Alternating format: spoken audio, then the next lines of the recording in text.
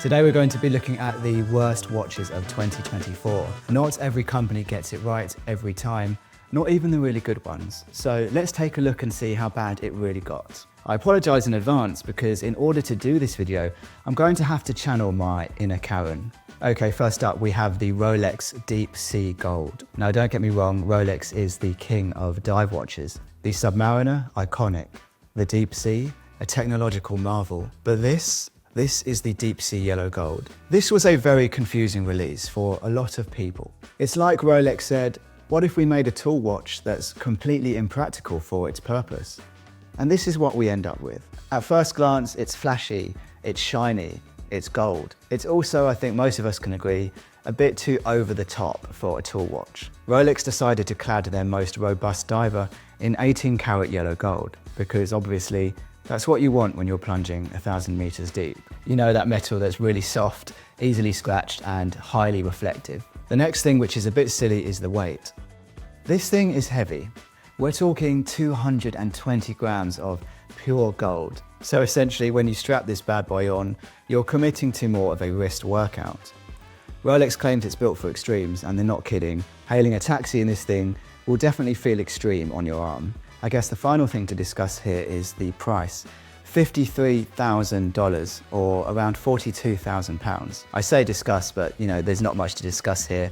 It's $53,000 and that's if you can get one at retail.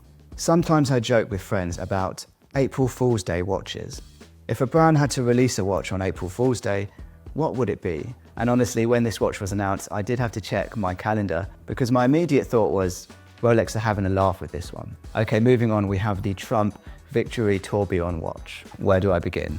The Trump Victory Tourbillon is the visual equivalent of a gold-plated golf cart with flames painted on the side. It's loud, brash, and it's not afraid to let you know it. The watch is covered in 18-karat gold and 122 VS1 diamonds, if that means anything, but somehow still manages to look extremely cheap. This watch looks like it came straight out of AliExpress or Alibaba. What were they thinking? The Victory Tourbillon does, as the name suggests, boast a tourbillon movement though. And after doing some research into where this movement comes from, it seems to be very similar to the Delma 1924 tourbillon. The Delma though is around $15,000, so $85,000 cheaper than the Trump. Yes, you heard it right, this watch is $100,000. I should add that the creators of this watch had to leave a little disclaimer on the website, which specifically tells you that this watch has nothing to do with Donald Trump in any way. The producers might give Trump a cut of the profits, but that's about it. So what are buyers paying for here? So we're looking at around $10,000 to $15,000 movement with 122 very small diamonds. All in all, I estimate this watch costs no more than $20,000 to produce, leaving $80K for Trump and his cronies. In the end, the Trump Victory Tourbillon is a cautionary tale for watchmakers everywhere. Just because you can make it doesn't mean you should. But hey, if you're looking for a conversation starter or maybe a conversation ender, this is the watch for you. Now, this next timepiece nearly didn't make it onto my list. And that's because there is part of me that still likes this watch, but the practical part of my brain is screaming, why? The Cartier Santos Dumont Rewind watch tells the time backwards. Yep, backwards. The dial has been flipped and the gearing in the movement has been reversed, meaning the end result is a watch where the hands run the other way. Are you confused yet? You can still tell the time and go on about your day. Everything is just backwards, so it might get you a little bit confused. Part of me thinks this would have been playful and fun if the watch was set at more of an affordable price. Maybe more people would like to buy it to experience what reading time backwards would be like. But this watch is priced at $38,000, which is just a bit silly. I think if this watch wasn't so gorgeous to look at, it would be an instant failure. And time will tell how many people actually buy this thing. But for me, Cartier have taken something really beautiful, a really nice design, and they've kind of made it a bit pointless and more of a look at me showpiece. It's a really bold idea, but it's too exclusive to be appreciated. Next on the list is an Audemars Piguet, the Royal Oak concept called the Tamara Ralp. This concept watch was released by AP to only 102 pieces and is aimed at the more feminine side of watch wearers. Now I know Audemars Piguet is no stranger to bold aesthetics, but this watch takes it to another level.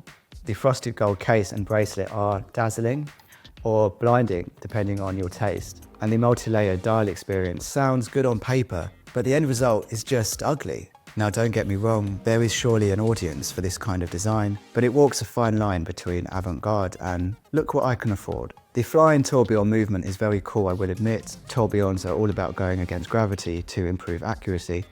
But let's be real, no one buying this watch is worried about losing a couple of seconds a day.